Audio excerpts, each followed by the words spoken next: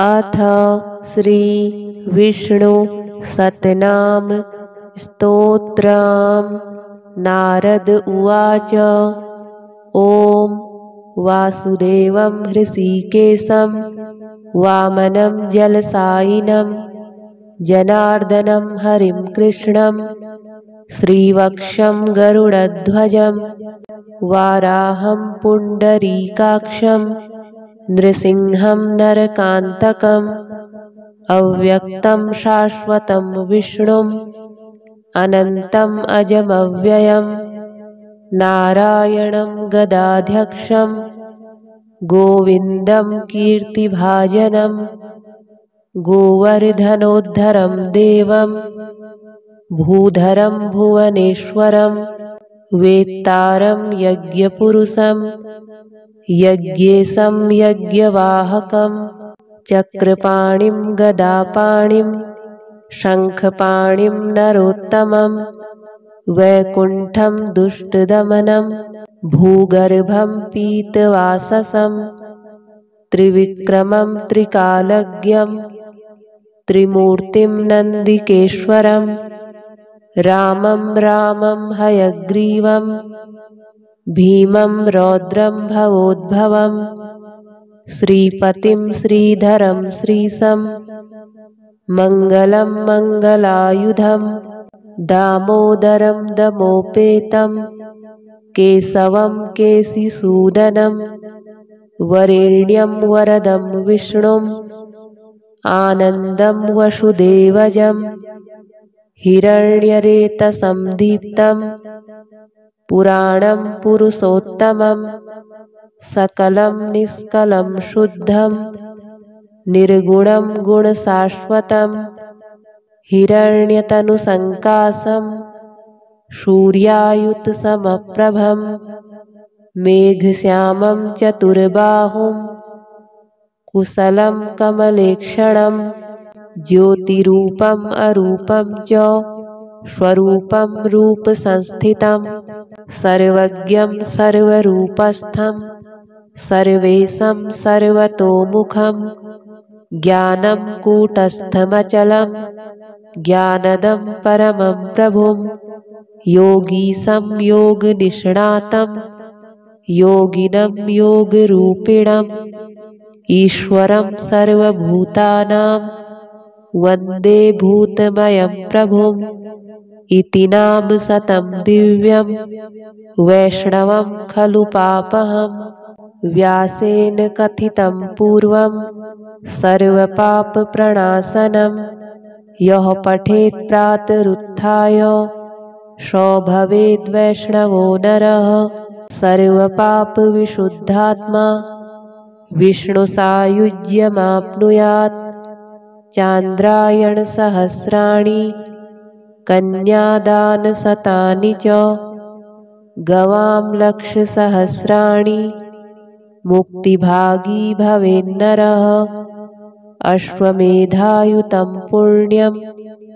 फलं प्राप्नोति मानवः। नारद उवाच। ॐ वासुदेवं हृषीकेशं वामनं जलसायिनं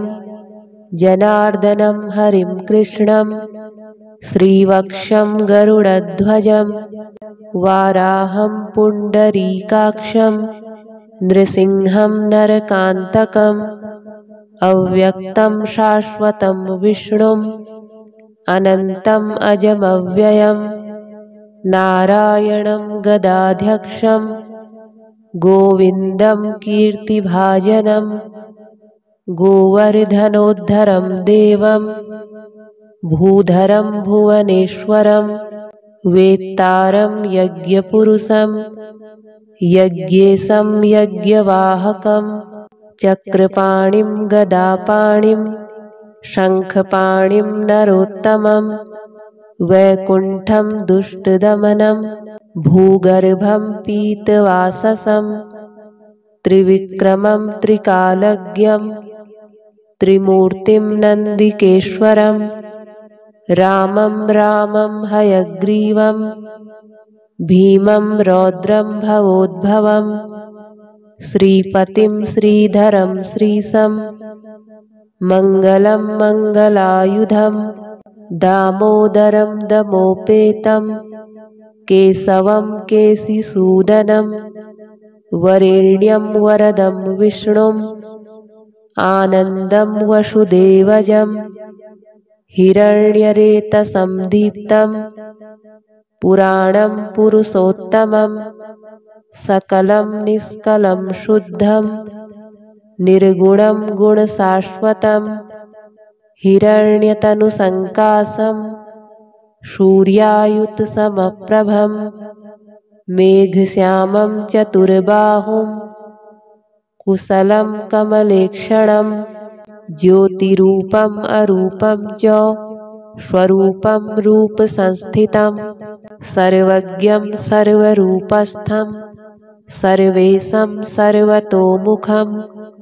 ज्ञानं कूटस्थमचलं ज्ञानदं परमं प्रभुं योगीशं योगनिष्णातं योगिनं योगरूपिणम् ईश्वरं सर्वभूतानां वन्दे भूतमयं प्रभुम् इति नाम शतं दिव्यं वैष्णवं खलु पापहं व्यासेन कथितं पूर्वं सर्वपापप्रणाशनं यः पठेत् प्रातरुत्थाय सो भवेद्वैष्णवो नरः सर्वपापविशुद्धात्मा विष्णुसायुज्यमाप्नुयात् चान्द्रायणसहस्राणि कन्यादानशतानि च गवां लक्षसहस्राणि मुक्तिभागी भवेन्नरः अश्वमेधायुतं पुण्यं फलं प्राप्नोति मानवः नारद उवाच ॐ वासुदेवं हृषीकेशं वामनं जलसायिनं जनार्दनं हरिं कृष्णं श्रीवक्षं गरुडध्वजं वाराहं पुण्डरीकाक्षं नृसिंहं नरकान्तकम् अव्यक्तं शाश्वतं विष्णुम् अनन्तम् अजमव्ययम् नारायणं गदाध्यक्षं गोविन्दं कीर्तिभाजनं गोवर्धनोद्धरं देवं भूधरं भुवनेश्वरं वेत्तारं यज्ञपुरुषं यज्ञेशं यज्ञवाहकं चक्रपाणिं गदापाणिं शङ्खपाणिं नरोत्तमं वैकुण्ठं दुष्टदमनं भूगर्भं पीतवाससं त्रिविक्रमं त्रिकालज्ञं त्रिमूर्तिं नन्दिकेश्वरं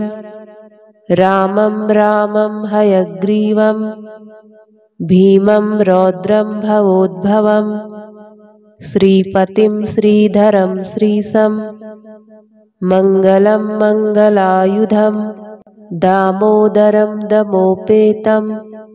केशवं केशिसूदनं वरेण्यं वरदं विष्णुम् आनन्दं वसुदेवजं हिरण्यरेतसं दीप्तं पुराणं पुरुषोत्तमं सकलं निष्कलं शुद्धं निर्गुणं गुणशाश्वतं हिरण्यतनुसङ्काशं सूर्यायुतसमप्रभं मेघश्यामं चतुर्बाहुं कुशलं कमलेक्षणं ज्योतिरूपम् अरूपं च स्वरूपं रूपसंस्थितं सर्वज्ञं सर्वरूपस्थं सर्वेशं सर्वतोमुखं ज्ञानं कूटस्थमचलं ज्ञानदं परमं प्रभुं योगीशं योगनिष्णातं योगिनं योगरूपिणम् ईश्वरं सर्वभूतानां वन्दे भूतमयं प्रभुम् इति नाम शतं दिव्यं वैष्णवं खलु पापहं व्यासेन कथितं पूर्वं सर्वपापप्रणाशनं यः पठेत् प्रातरुत्थाय सो भवेद्वैष्णवो नरः। सर्वपापविशुद्धात्मा विष्णुसायुज्यमाप्नुयात्। चान्द्रायणसहस्राणि कन्यादानशतानि च गवां लक्षसहस्राणि मुक्तिभागी भवेन्नरः। अश्वमेधायुतं पुण्यं फलं प्राप्नोति मानवः। नारद उवाच ॐ वासुदेवं हृषीकेशं वामनं जलसायिनं जनार्दनं हरिं कृष्णं श्रीवक्षं गरुडध्वजं वाराहं पुण्डरीकाक्षं नृसिंहं नरकान्तकम् अव्यक्तं शाश्वतं विष्णुम् अनन्तम् अजमव्ययं नारायणं गदाध्यक्षं गोविन्दं कीर्तिभाजनं गोवर्धनोद्धरं देवं भूधरं भुवनेश्वरं वेत्तारं यज्ञपुरुषं यज्ञेशं यज्ञवाहकं चक्रपाणिं गदापाणिं शङ्खपाणिं नरोत्तमं वैकुण्ठं दुष्टदमनं भूगर्भं पीतवाससं त्रिविक्रमं त्रिकालज्ञं त्रिमूर्तिं नन्दिकेश्वरं रामं रामं हयग्रीवं भीमं रौद्रं भवोद्भवं श्रीपतिं श्रीधरं श्रीशं मङ्गलं मङ्गलायुधं दामोदरं दमोपेतं केशवं केशिसूदनं वरेण्यं वरदं विष्णुम् आनन्दं वसुदेवजं हिरण्यरेतसं दीप्तं पुराणं पुरुषोत्तमं सकलं निष्कलं शुद्धं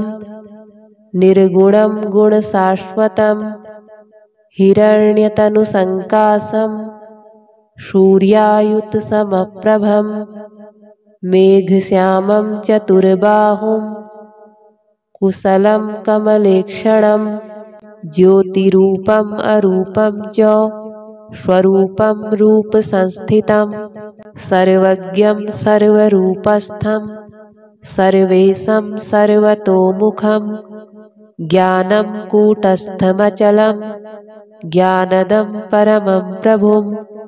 योगीशं योगनिष्णातं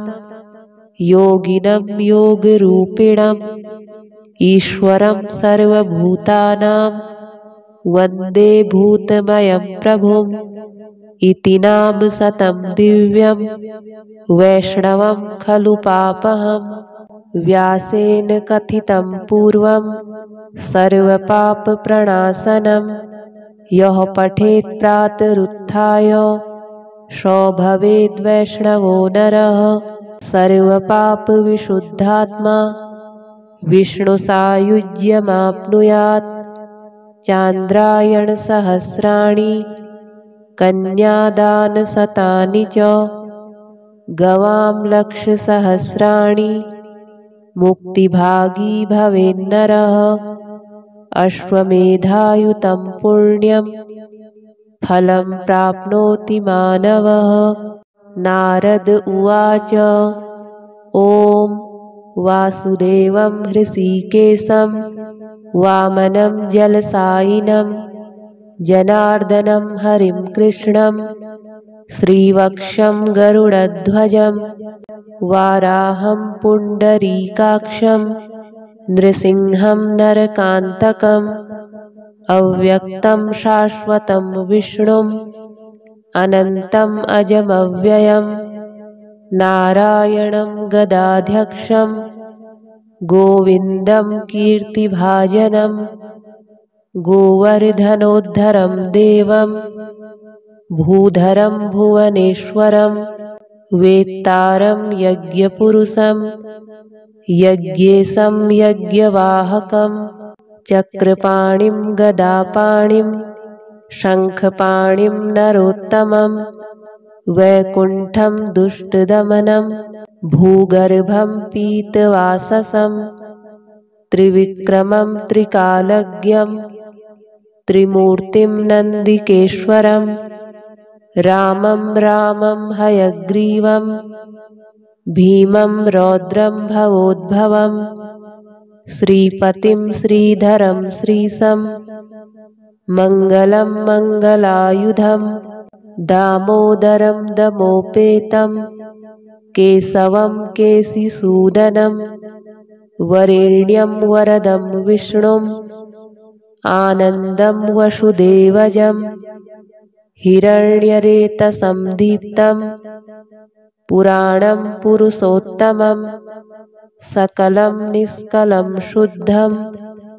निर्गुणं गुणशाश्वतं हिरण्यतनुसङ्काशं सूर्यायुतसमप्रभं मेघश्यामं चतुर्बाहुं कुशलं कमलेक्षणं ज्योतिरूपम् अरूपं च स्वरूपं रूपसंस्थितं सर्वज्ञं सर्वरूपस्थं सर्वेशं सर्वतोमुखं ज्ञानं कूटस्थमचलं ज्ञानदं परमं प्रभुं योगीशं योगनिष्णातं योगिनं योगरूपिणम् ईश्वरं सर्वभूतानां वन्दे भूतमयं प्रभुं इति नाम शतं दिव्यं वैष्णवं खलु पापहं व्यासेन कथितं पूर्वं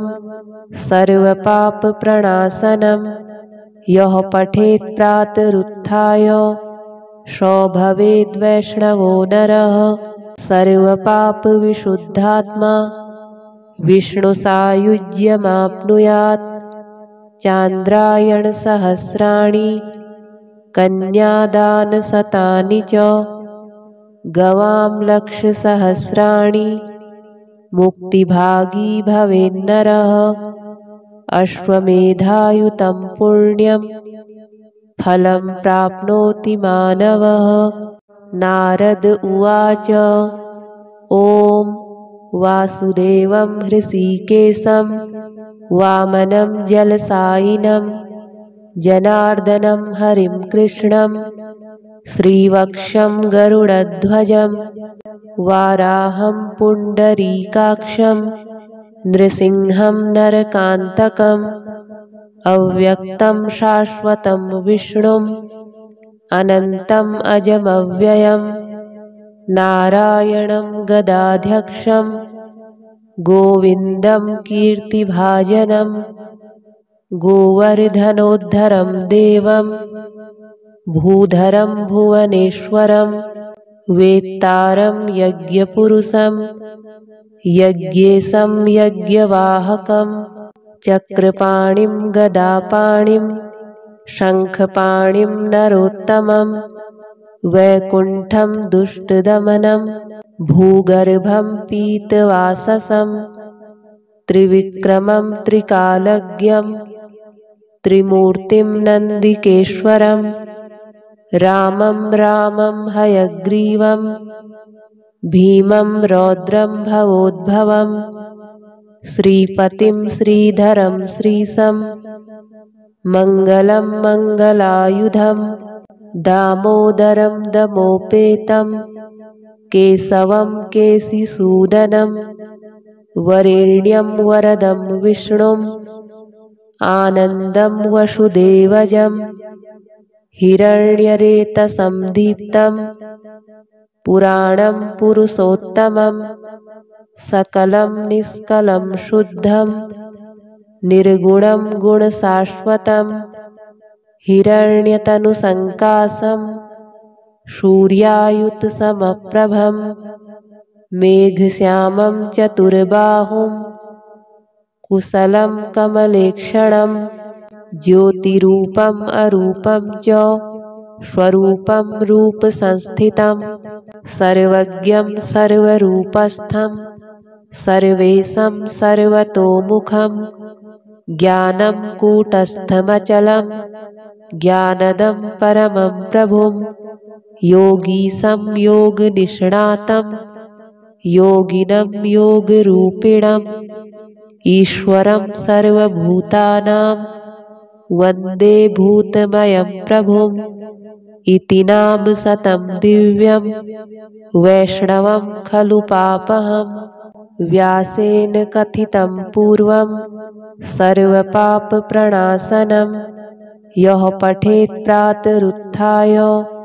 सो भवेद्वैष्णवो नरः सर्वपापविशुद्धात्मा विष्णुसायुज्यमाप्नुयात् चान्द्रायणसहस्राणि कन्यादानशतानि च गवां लक्षसहस्राणि मुक्तिभागी भवेन्नरः अश्वमेधायुतं पुण्यं फलं प्राप्नोति मानवः। नारद उवाच ॐ वासुदेवं हृषीकेशं वामनं जलसायिनं जनार्दनं हरिं कृष्णं श्रीवक्षं गरुडध्वजं वाराहं पुण्डरीकाक्षं नृसिंहं नरकान्तकम् अव्यक्तं शाश्वतं विष्णुम् अनन्तम् अजमव्ययं नारायणं गदाध्यक्षं गोविन्दं कीर्तिभाजनं गोवर्धनोद्धरं देवं भूधरं भुवनेश्वरं वेत्तारं यज्ञपुरुषं यज्ञेशं यज्ञवाहकं चक्रपाणिं गदापाणिं शङ्खपाणिं नरोत्तमं वैकुण्ठं दुष्टदमनं भूगर्भं पीतवाससं त्रिविक्रमं त्रिकालज्ञं त्रिमूर्तिं नन्दिकेश्वरं रामं रामं हयग्रीवं भीमं रौद्रं भवोद्भवं श्रीपतिं श्रीधरं श्रीशं मङ्गलं मङ्गलायुधं दामोदरं दमोपेतं केशवं केशिसूदनं वरेण्यं वरदं विष्णुम् आनन्दं वसुदेवजं हिरण्यरेतसं दीप्तं पुराणं पुरुषोत्तमं सकलं निष्कलं शुद्धं निर्गुणं गुणशाश्वतं हिरण्यतनुसङ्काशं सूर्यायुतसमप्रभं मेघश्यामं चतुर्बाहुं कुशलं कमलेक्षणं ज्योतिरूपम् अरूपं च स्वरूपं रूपसंस्थितं सर्वज्ञं सर्वरूपस्थं सर्वेशं सर्वतोमुखं ज्ञानं कूटस्थमचलं ज्ञानदं परमं प्रभुं योगीशं योगनिष्णातं योगिनं योगरूपिणम् ईश्वरं सर्वभूतानां वन्दे भूतमयं प्रभुम् इति नाम शतं दिव्यं वैष्णवं खलु पापहं व्यासेन कथितं पूर्वं सर्वपापप्रणाशनं यः पठेत् प्रातरुत्थाय सो भवेद्वैष्णवो नरः सर्वपापविशुद्धात्मा विष्णुसायुज्यमाप्नुयात् चान्द्रायणसहस्राणि कन्यादानशतानि च गवां लक्षसहस्राणि मुक्तिभागी भवेन्नरः अश्वमेधायुतं पुण्यं फलं प्राप्नोति मानवः। नारद उवाच ॐ वासुदेवं हृषीकेशं वामनं जलसायिनं जनार्दनं हरिं कृष्णं श्रीवक्षं गरुडध्वजं वाराहं पुण्डरीकाक्षं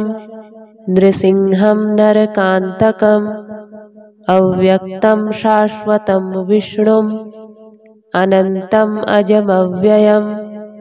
नारायणं गदाध्यक्षं गोविन्दं कीर्तिभाजनं गोवर्धनोद्धरं देवं भूधरं भुवनेश्वरं वेत्तारं यज्ञपुरुषं यज्ञेशं यज्ञवाहकं चक्रपाणिं गदापाणिं शङ्खपाणिं नरोत्तमं वैकुण्ठं दुष्टदमनं भूगर्भं पीतवाससं त्रिविक्रमं त्रिकालज्ञं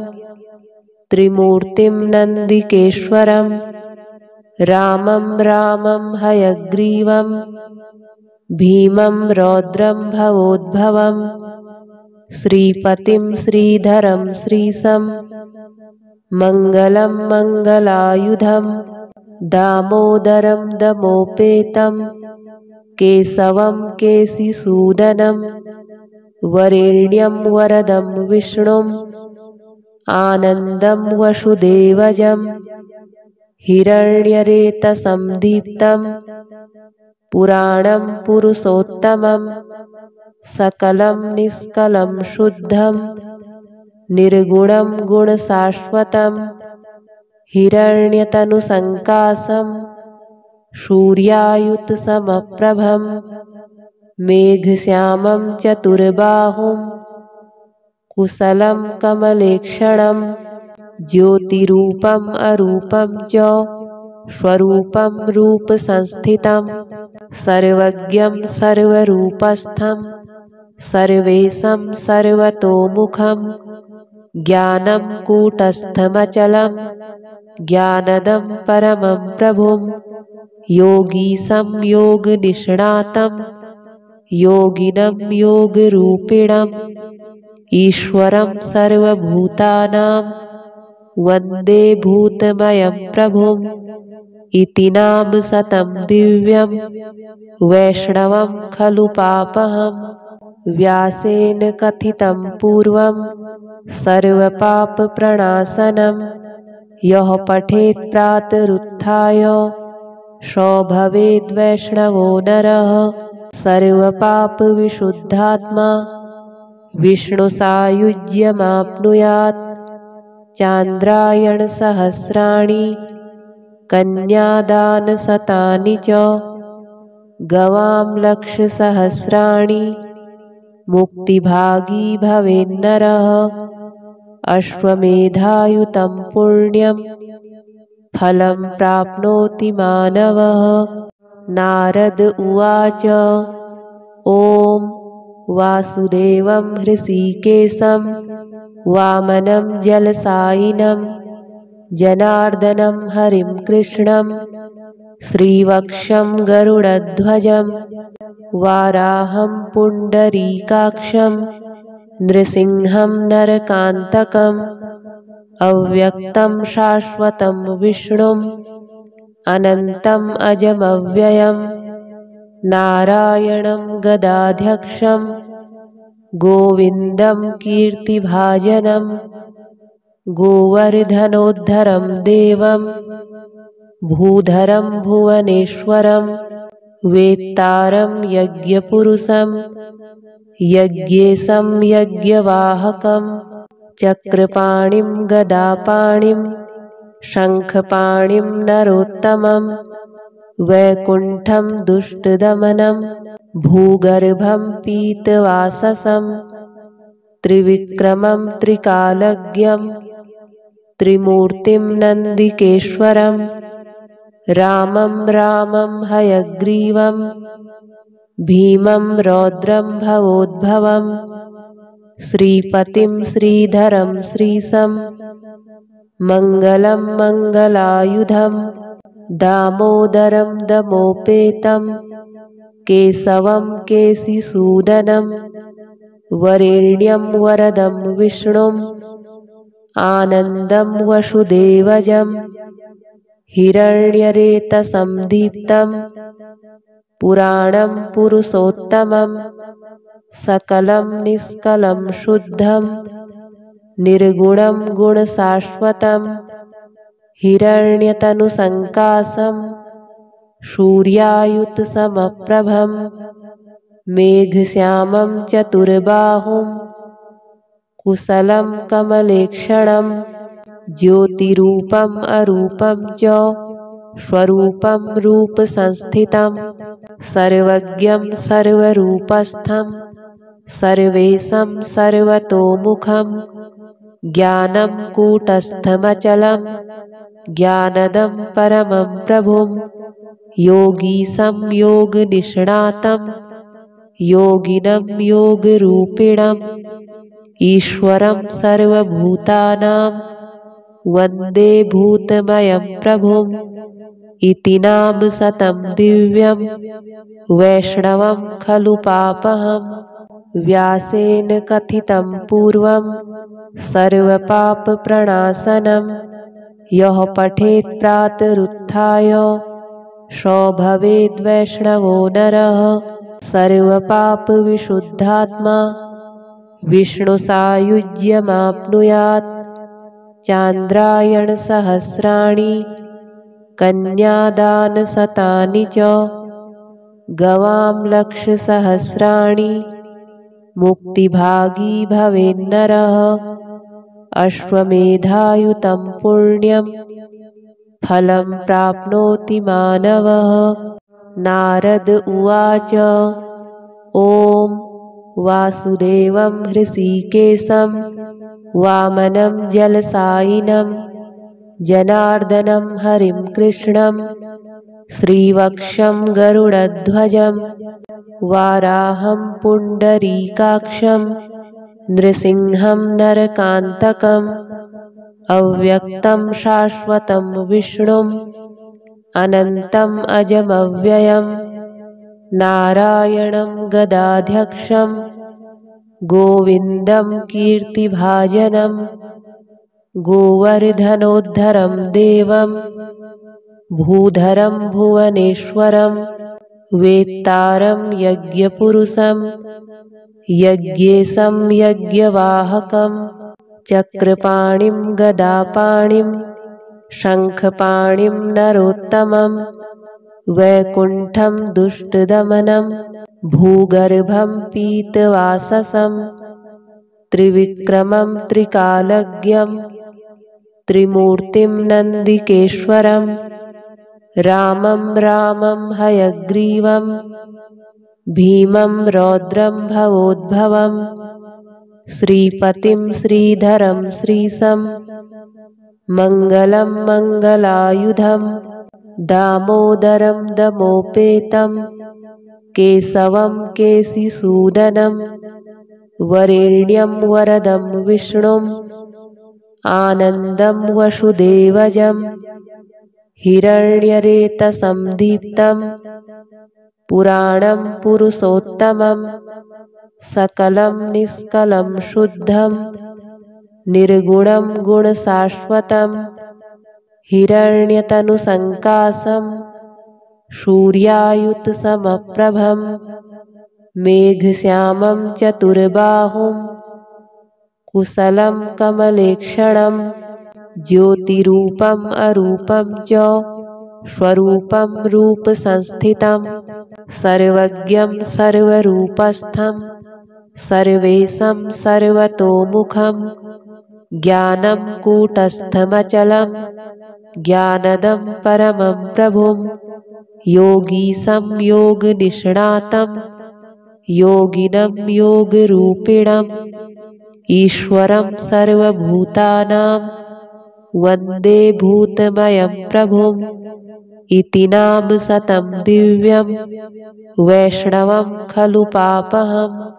व्यासेन कथितं पूर्वं सर्वपापप्रणाशनं यः पठेत् प्रातरुत्थाय सो भवेद्वैष्णवो नरः सर्वपापविशुद्धात्मा विष्णुसायुज्यमाप्नुयात् चान्द्रायणसहस्राणि कन्यादानशतानि च गवां लक्षसहस्राणि मुक्तिभागी भवेन्नरः अश्वमेधायुतं पुण्यं फलं प्राप्नोति मानवः। नारद उवाच ॐ वासुदेवं हृषीकेशं वामनं जलसायिनं जनार्दनं हरिं कृष्णं श्रीवक्षं गरुडध्वजं वाराहं पुण्डरीकाक्षं नृसिंहं नरकान्तकम् अव्यक्तं शाश्वतं विष्णुम् अनन्तम् अजमव्ययम् नारायणं गदाध्यक्षं गोविन्दं कीर्तिभाजनं गोवर्धनोद्धरं देवं भूधरं भुवनेश्वरं वेत्तारं यज्ञपुरुषं यज्ञेशं यज्ञवाहकं चक्रपाणिं गदापाणिं शङ्खपाणिं नरोत्तमं वैकुण्ठं दुष्टदमनं भूगर्भं पीतवाससं त्रिविक्रमं त्रिकालज्ञं त्रिमूर्तिं नन्दिकेश्वरं रामं रामं हयग्रीवं भीमं रौद्रं भवोद्भवं श्रीपतिं श्रीधरं श्रीशं मङ्गलं मङ्गलायुधं दामोदरं दमोपेतं केशवं केशिसूदनं वरेण्यं वरदं विष्णुम् आनन्दं वसुदेवजं हिरण्यरेतसं दीप्तं पुराणं पुरुषोत्तमं सकलं निष्कलं शुद्धं निर्गुणं गुणशाश्वतं हिरण्यतनुसङ्काशं सूर्यायुतसमप्रभं मेघश्यामं चतुर्बाहुं कुशलं कमलेक्षणं ज्योतिरूपम् अरूपं च स्वरूपं रूपसंस्थितं सर्वज्ञं सर्वरूपस्थं सर्वेशं सर्वतोमुखं ज्ञानं कूटस्थमचलं ज्ञानदं परमं प्रभुं योगीशं योगनिष्णातं योगिनं योगरूपिणम् ईश्वरं सर्वभूतानां वन्दे भूतमयं प्रभुम् इति नाम शतं दिव्यं वैष्णवं खलु पापहं व्यासेन कथितं पूर्वं सर्वपापप्रणाशनं यः पठेत् प्रातरुत्थाय सो भवेद्वैष्णवो नरः सर्वपापविशुद्धात्मा विष्णुसायुज्यमाप्नुयात् चान्द्रायणसहस्राणि कन्यादानशतानि च गवां लक्षसहस्राणि मुक्तिभागी भवेन्नरः अश्वमेधायुतं पुण्यं फलं प्राप्नोति मानवः।